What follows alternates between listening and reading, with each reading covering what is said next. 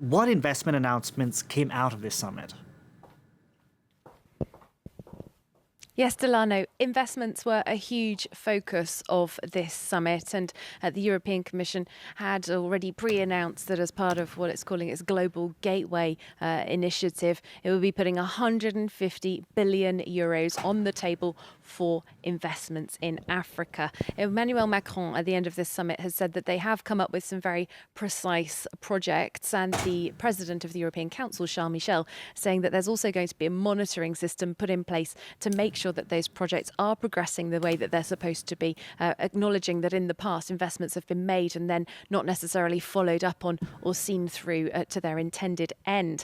Macky Sall, who's the chair of the African Union and president of Senegal, he said that this is a really historic opportunity to refound the partnership between Europe and Africa. And Ursula von der Leyen, the president of the European Commission, said that there are very clear objectives for this 150 billion euros.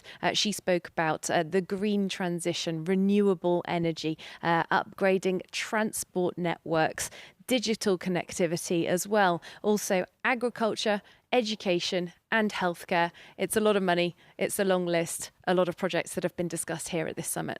And I'm curious, did the two sides talk about the fight against the ongoing COVID-19 pandemic? Any announcements concerning vaccines, for instance?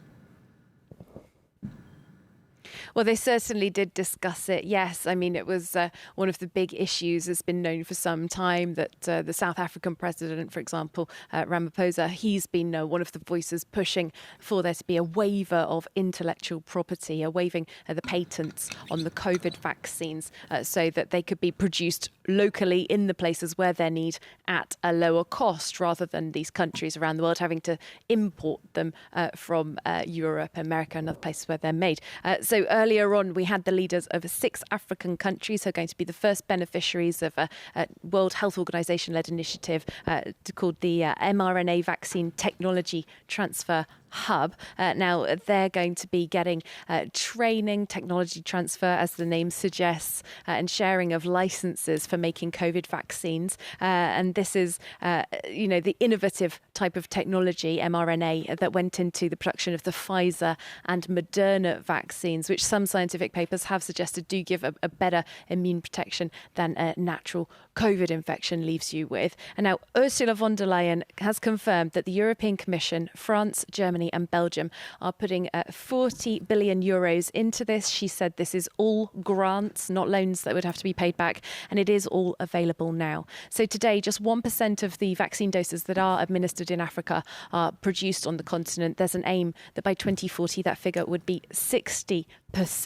This development hailed by the African Union Chair Macky Sall, but we know that the South African President Cyril Ramaphosa not entirely happy with this. Ursula von der Leyen acknowledged that there is still this question of the intellectual property waiver. She said that this will be worked on, and she says that it will be resolved by the spring. In her words, she believes that the European leaders and African leaders have the same aim, but they're just talking about different paths to get there. So definitely one to watch. And was security discussed during this two-day summit, considering that on the eve of the summit, France announced it was withdrawing forces from Mali after 9 years? Absolutely. That announcement by Emmanuel Macron really threw up in the air European engagement in security and peacekeeping operations in Africa. And today, he was the first person at the closing press conference of this summit to address this issue. Now, he said that security is very important all across Africa. It's not just in the Sahel region. He also spoke about security in the Horn of Africa, in Central Africa.